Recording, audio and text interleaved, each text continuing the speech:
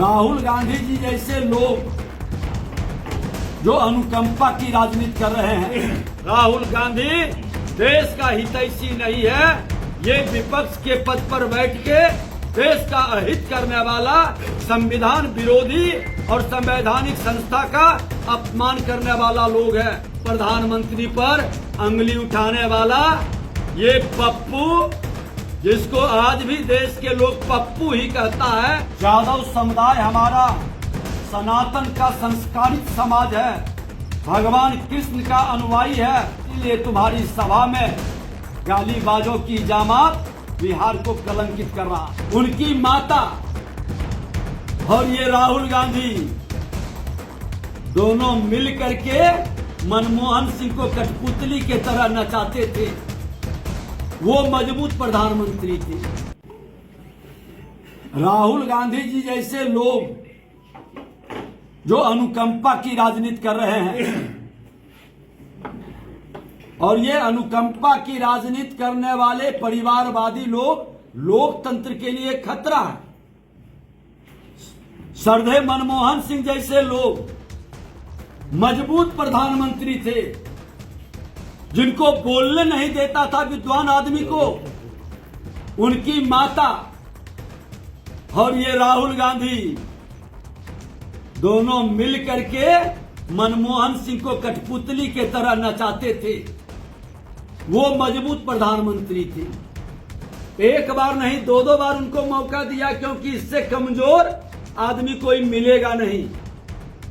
और नरेंद्र मोदी छाती पर चढ़ करके जो दाल रगड़ता है और घर में ही बैठ करके आतंकवादी के ठिकाना को उड़ा देता है, माता बहनों के सिंदूर का सम्मान बढ़ाता है, वो कमजोर प्रधानमंत्री।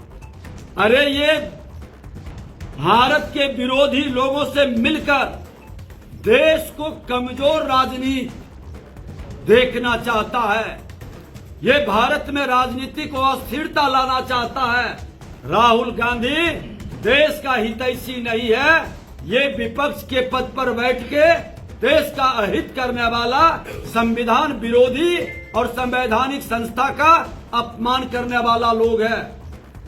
पहली बार आजादी के बाद, श्रद्धेय अटल बिहारी वाजपेयी जी के बाद, कोई राष्ट्र के हित में, राष्ट्र का मान सम्मान स्वाभिमान को बढ़ाया है तो वो देश के प्रधानमंत्री नरेंद्र मोदी बढ़ाया है। और उस प्रधानमंत्री पर अंगुली उठाने वाला ये पप्पू, जिसको आज भी देश के लोग पप्पू ही कहता है, और सचमुच में इतने उम्र हो जाने के बाद भी ये पप्पू ही रह गया। सारी लोग को उठने नहीं देते हो। यादव समुदाय हमारा सनातन का संस्कारित समाज है, भगवान कृष्ण का अनुयायी है। एक से एक पढ़े लिखे संस्कारी लोग हैं। लेकिन तुम्हारे जैसे नम्मा पास जो हर क्षेत्र में फेल हो चुका है, माता सरस्वती की कृपा इसीलिए नहीं हुआ कि तुम कलम लेखनी का अपमान करते हो और लेखनी फेंकते हो। अरे तुम्हारे पिता लाठी में तेल पिलाने का काम किए और तुम कलम का अपमान कर रहे हो। सरस्वती तुम्हारे बुद्धि को और विवेक को और संस्कार को हर लिए हैं, इसीलिए तुम्हारी सभा में गालीबाजों की जामात बिहार को कलंकित कर रहा है। प्रशांत किशोर लगातार मतलब कि बीजेपी के मंत्रियों पर गंभीर आरोप लगा रहे हैं। विपक्ष के लोग और क्या करेंगे? विपक्ष के लोग आरोप ही तो लगाएंगे।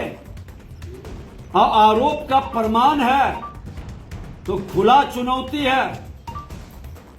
मुझ पर भी आरोप लगाया थी कि 2 जगह वोटर है, मेरे सर्टिफिकेट में 2 डेट है।